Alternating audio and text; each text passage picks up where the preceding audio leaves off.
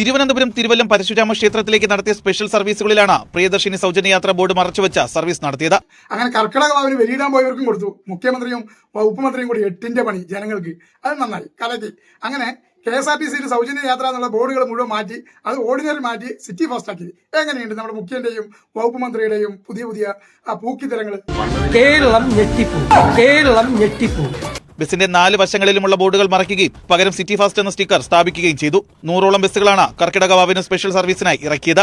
ഇതിൽ അതെന്തായാലും മുഖ്യമന്ത്രിയുടെയും വകുപ്പ് മന്ത്രിയുടെയും തല ആ ഗംഭീരം തന്നെ. അതായത് ഈ വാവിന് വെളിയിടാൻ പോകുന്ന ആളുകൾ എന്ന് പറഞ്ഞാൽ ജനലക്ഷങ്ങളാണ് വരുന്നത്. അപ്പൊ ഇതുവഴി 100ഓളം ഓർഡിനറി KSRTCകളാണ് പേര് മാറ്റി സിറ്റി ബസ്സിനാക്കിയത്. അപ്പൊ അത്രയും ബസ് ഓടിക്കഴിഞ്ഞാൽ എന്താ പറയാ, നല്ലൊരു വരുമാനം ഉണ്ടാവും. അതായത് KSRTC സൗജന്യ യാത്ര സ്ത്രീകൾക്ക് കൊടുത്തത് പിന്നെ ആകെ KSRTC നഷ്ടത്തിലാണ്.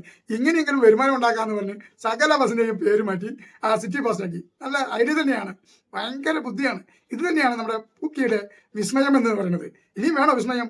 പോരെങ്കിൽ ഇനിയും ഉണ്ട് കേട്ടാ വിസ്മയം. ഇനിയും കുറച്ചും കൂടി ആവാം, കുറച്ചും കൂടി വേണമെങ്കിൽ വിസ്മയത്തിലേക്ക് പോകാം.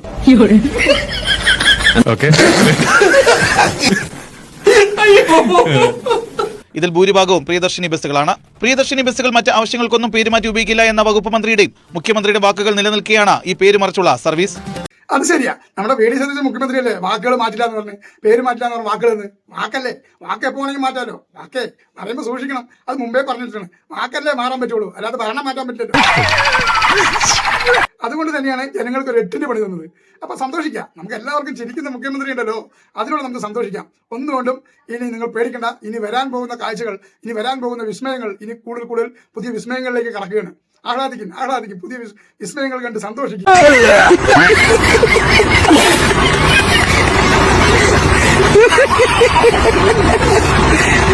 ഇതിൽ വകുപ്പ് മന്ത്രി CP ജോൺ എന്ന് പറയുന്ന ഗതാഗത വകുപ്പ് മന്ത്രിക്ക് ഇതിൽ വലിയ റോളില്ലാതെ, ഇതിൽ ഫുള്ള് റോളും എല്ലാം കൊണ്ട് ഉപയോഗിക്കുന്നത് മുഖ്യമന്ത്രി VD സതീശൻ സാർ തന്നെയാണ്. അപ്പൊ എല്ലാം കൈകാര്യം ചെയ്യുന്നത് 36 വകുപ്പുകളോളം കൈകാര്യം ചെയ്യുന്നത് നമ്മുടെ VD സതീശൻ മുഖ്യമന്ത്രി.